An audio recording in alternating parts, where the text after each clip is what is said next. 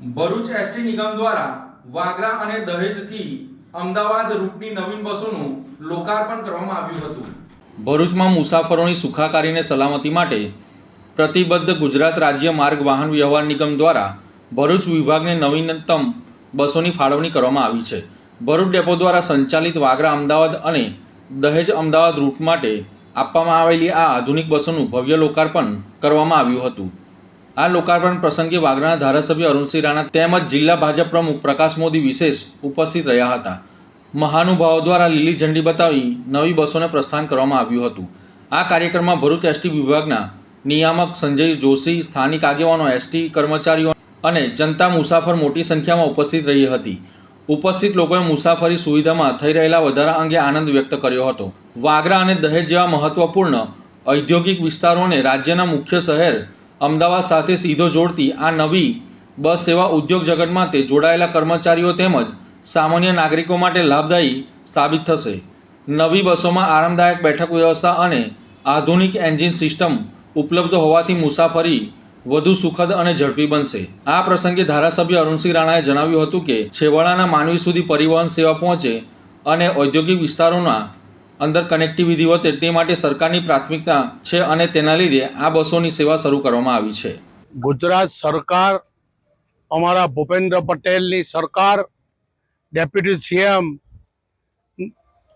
હર્ષ સંઘવીજી અને નરેન્દ્ર મોદીજીનું નેતૃત્વ અને દેશના ગૃહમંત્રીનું નેતૃત્વ અને ભારતીય જનતા પાર્ટીના સરકાર આજે ભરૂચ જિલ્લામાં વાગરા મત વિસ્તારમાં વાગરાથી અમદાવાદ દહેજથી ગાડીઓ આજે બે અમને મળેલી છે તેનો અમને આનંદ છે।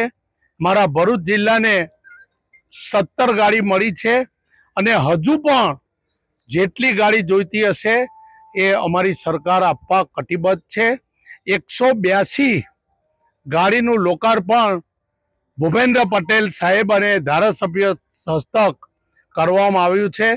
આનંદ અને અમને લાગણી છે કે વિકાસ એટલે ભારતીય જનતા પાર્ટી, વિકાસ એટલે અમારા ભૂપેન્દ્ર પટેલ અને નરેન્દ્ર મોદીની ડબલ એન્જિનની સરકાર જે રીતથી ચાલી રહેલી છે તે રીતથી આજે ગુજરાત વિકાસમાં અગ્રેસર છે। ગુજરાતના આદરણીય મુખ્યમંત્રી શ્રી ભૂપેન્દ્રભાઈ પટેલ કે જેઓએ ગુજરાતના 182 ધારાસભ્ય દીઠ 182 તદ્દન નવી અને જીપીએસ સિસ્ટમ સાથેની એસટી બસ અર્પણ કરેલી છે અને આ એસટી બસ અગાઉ જે 52 સીટની હતી એ અત્યારે 46 સીટની કરેલી છે, એટલે સ્પેશિયસ છે।